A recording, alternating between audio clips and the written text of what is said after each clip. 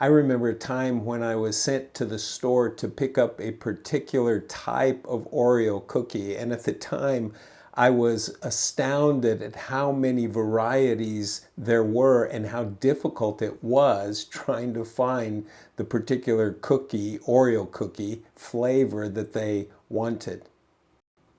So I recently went to the grocery store to see how many variations of the Oreo cookie that there currently are.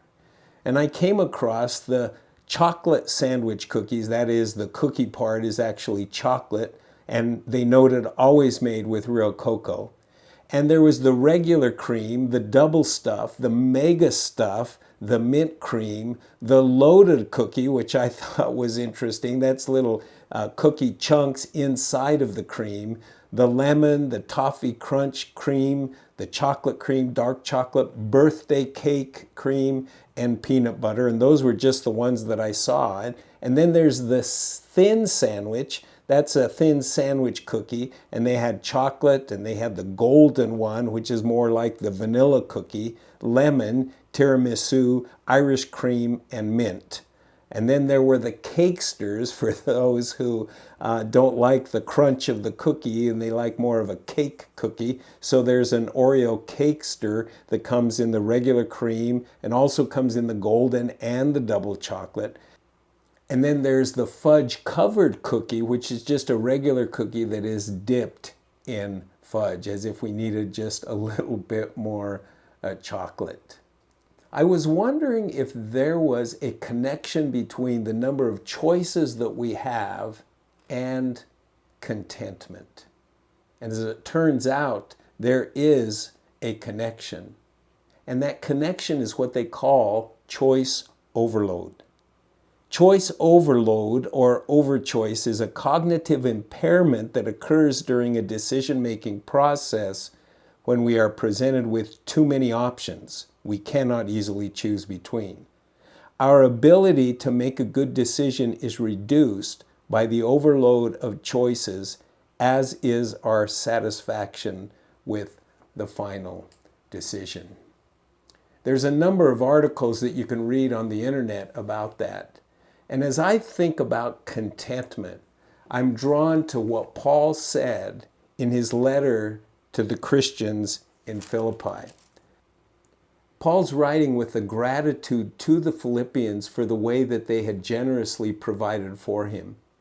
And in this area of need, he writes this in Philippians 4, verse 11.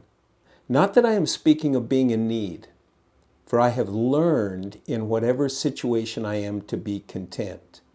I know how to be brought low, and I know how to abound. In any and every circumstance, I have learned the secret of facing plenty and hunger, abundance and need. I can do all things through Him who strengthens me. You know, with all of the choices that we have to make in any given day, I think what we can glean from Paul's words is there is a secret to contentment. To contentment when you have little and to contentment when you have an abundance. He says, I have learned this secret of being content. And then he concludes with, I can do all things through Him, that is through Christ, who strengthens me. No matter what situation we find ourselves in, whether in abundance or in need, we must rely on the strength that Christ provides, that we might not be paralyzed with indecision, but be confident and content right where we're at. There's a number of ways that people eat Oreo cookies. There's the pull apart, which I've not been a huge fan of, and you, I guess, take the cream, eat that first, and then the cookie. I don't quite appreciate that one, not sure why, but I find the best way to eat an Oreo cookie is just one piece, down she goes. Have a great day.